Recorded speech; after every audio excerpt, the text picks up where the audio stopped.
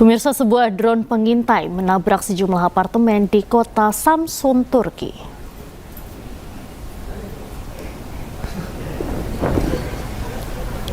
Peristiwa yang terjadi pada Sabtu siang ini merusak setidaknya 3 apartemen dan menyebabkan kepanikan warga kota Samsun, Turki. Menurut laporan polisi, drone pengintai ini memiliki berat 25 kg dan bentang sayap sepanjang 1 meter. Tidak ada korban jiwa maupun luka dalam peristiwa ini. Pihak berwenang Turki belum mengidentifikasi kepemilikan, asal atau penyebab jatuhnya drone tersebut.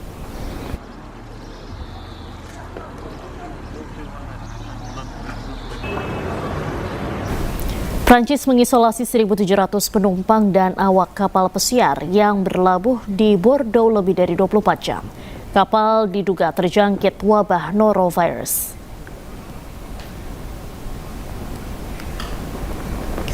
50 orang menunjukkan gejala norovirus setelah seorang penumpang berusia 92 tahun meninggal di atas kapal. Operator kapal pesiar Ambassador Cruise Line menyebut penumpang lansia tidak melaporkan gejala penyakit pencernaan.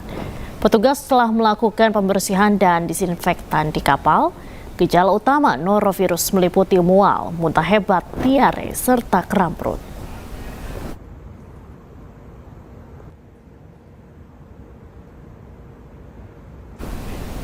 Sedikitnya 8 orang tewas dan puluhan lainnya terluka ketika kereta barang menghantam sebuah bus di Bangkok, Thailand.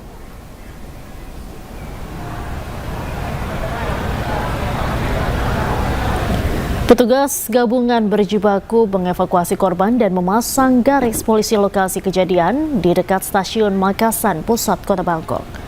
Bus yang terjebak di perlintasan kereta ini terbakar usai ditabrak kereta barang yang melaju kencang. Kereta barang juga menghantam sejumlah kendaraan lainnya. Menurut Kepala Kepolisian Bangkok, Urumpurn Kondech Sumrit, selain 8 orang tewas, terdapat 35 orang yang terluka, 2 diantaranya dalam kondisi kritis.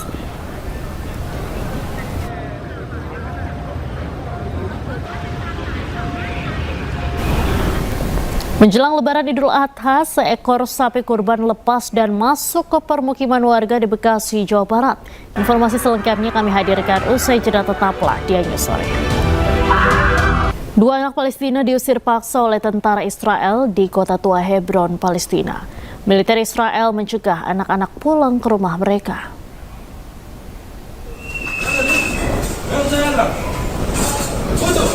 Anak-anak Palestina yang hendak pulang ke rumahnya dilarang dan diusir oleh militer Israel bersenjata lengkap yang memblokade permukiman di kota tua Hebron.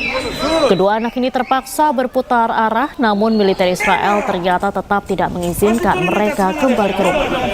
Penjagaan ini dilakukan saat pemukim ilegal Israel melakukan penyerangan di kawasan tersebut.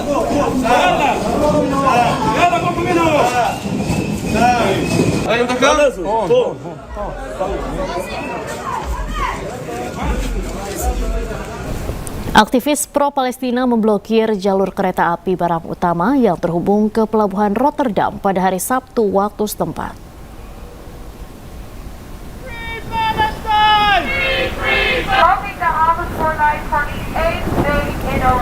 Para pengunjuk rasa berbaring dan duduk di rel kereta api, membakar suar, berbicara melalui megafon, dan meneriakkan slogan-slogan. Sejumlah demonstran bahkan merantai diri mereka ke rel saat polisi bergerak untuk menyingkirkan dan menangkap para pengunjuk rasa. Polisi pun akhirnya memborgol sejumlah demonstran dan menyeret mereka menjauhi rel kereta. Di antara peserta terdapat 1 demonstran harus dibawa polisi setempat dengan tandu. Ketika diamankan, polisi langsung menggeledah para demonstran dan membawanya ke kantor kepolisian setempat. Diketahui pelabuhan Rotterdam adalah pelabuhan laut tersibuk di Eropa dan pusat logistik utama untuk transportasi barang di seluruh benua.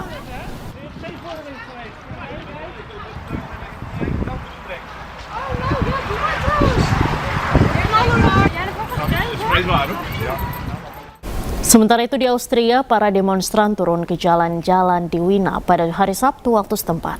Mereka memprotes partisipasi Israel dalam kontes lagu Eurovision.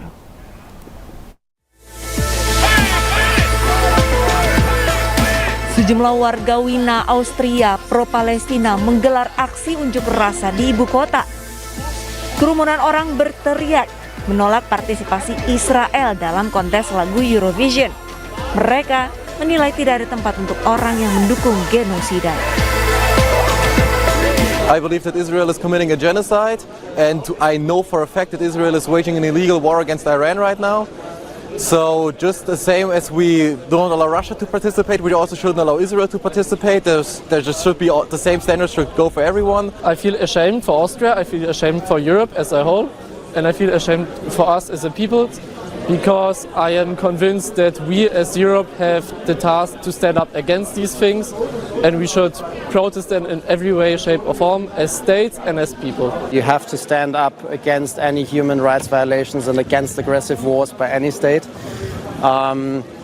Austria should immediately, or the EU should immediately seize the cooperation agreement between the EU and Israel.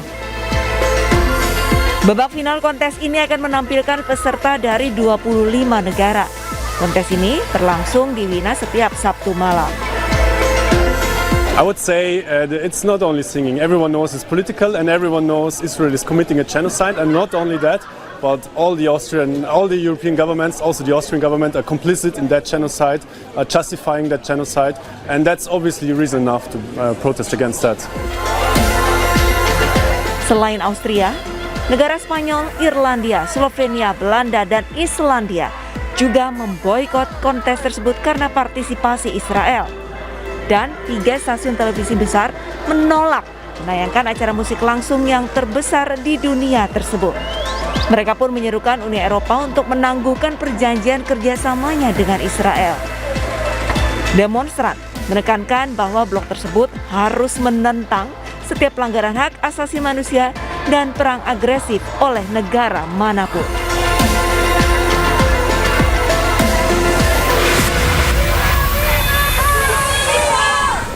Pemirsa, massa dari berbagai negara turun ke jalan untuk memperingati Hari Nakba. Hari Nakba menjadi pengingat bahwa di era modern masih ada penjajahan seperti yang terjadi di Palestina.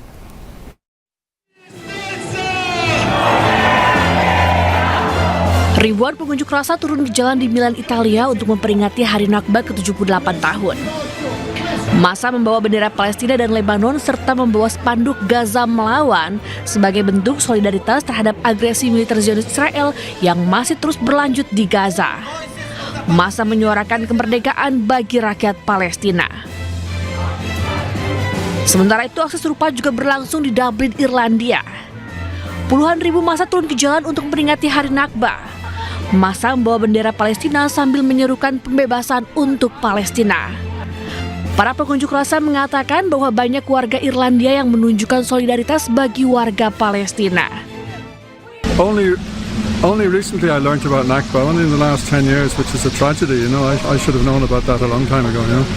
So it's good that I'm here, you know. Solidarity with other members of humanity that are suffering, you know. And I mean, I know exactly how the people are suffering. I've followed it for 2.5 years. And in southern Lebanon now as well, you know. Hari Nakba diperingati setiap tanggal 15 Mei. Peringatan ini menjadi momentum untuk mengenang tragedi pengusiran massal warga Palestina setelah berdirinya Israel di tahun 1948. Peristiwa ini menyebabkan ratusan ribu warga Palestina kehilangan tempat tinggal dan terusir dari tanah kelahiran mereka sendiri. Anda kembali di News Sore, pemirsa. Sebuah lapas diduga di Cilegon, Banten viral karena fasilitas mewah yang ditempati narapidana tertentu. Namun Humas Lapas Cilegon membantah di dalam lembaga pemasyarakatan ada fasilitas mewah.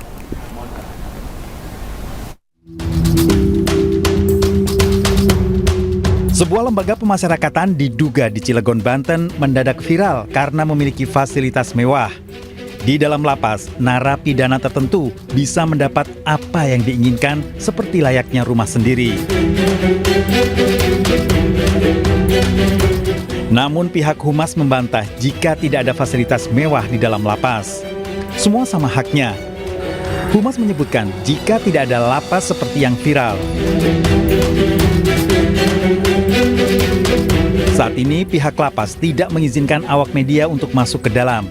Selain hari libur panjang, pihak humas baru bisa dihubungi meminta hari Senin untuk datang kembali.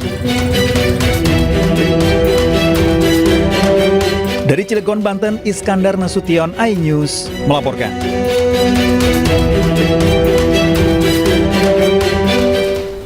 Presiden ke-7 Republik Indonesia Joko Widodo ikut senam bersama para ibu muda di depan rumahnya. Kegiatan ini ia lakukan usai jogging di Stadion Manahan Solo.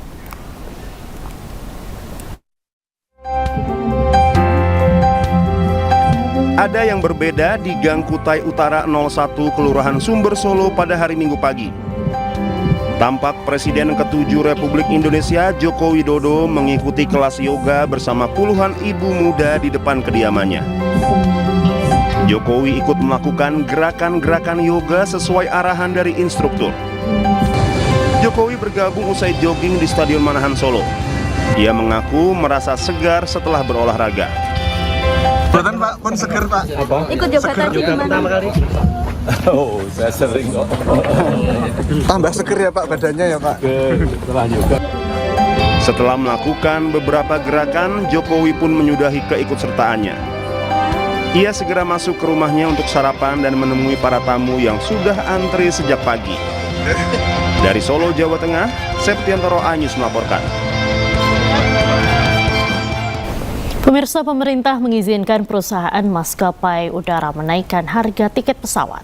Alasannya dijelaskan oleh Menko Agus Harimurti Yudhoyono.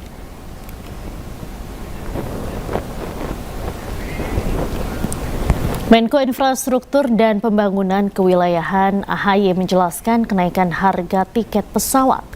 Kondisi global yakni perang dunia menyebabkan semakin mahalnya harga bahan bakar minyak dunia. Untuk itu, pemerintah akhirnya menilai perlu adanya kenaikan harga tiket.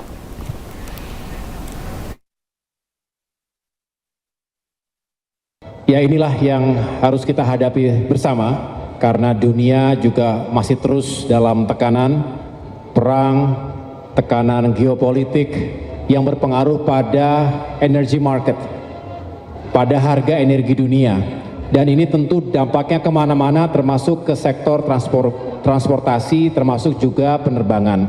Oleh karena itu, tentunya negara-negara di dunia, termasuk Indonesia, harus melakukan langkah-langkah yang tidak mudah, tapi penyesuaian, dan memang ini akan berdampak pada masyarakat, tetapi ini yang memang harus diambil karena semakin meningkatnya harga energi dunia termasuk untuk sektor penerbangan. Nanti saya akan duduk bersama tentunya dengan Kementerian Perhubungan yang mengatur regulasi ini secara keseluruhan, dan juga dengan maskapai-maskapai penerbangan yang beroperasi di Indonesia.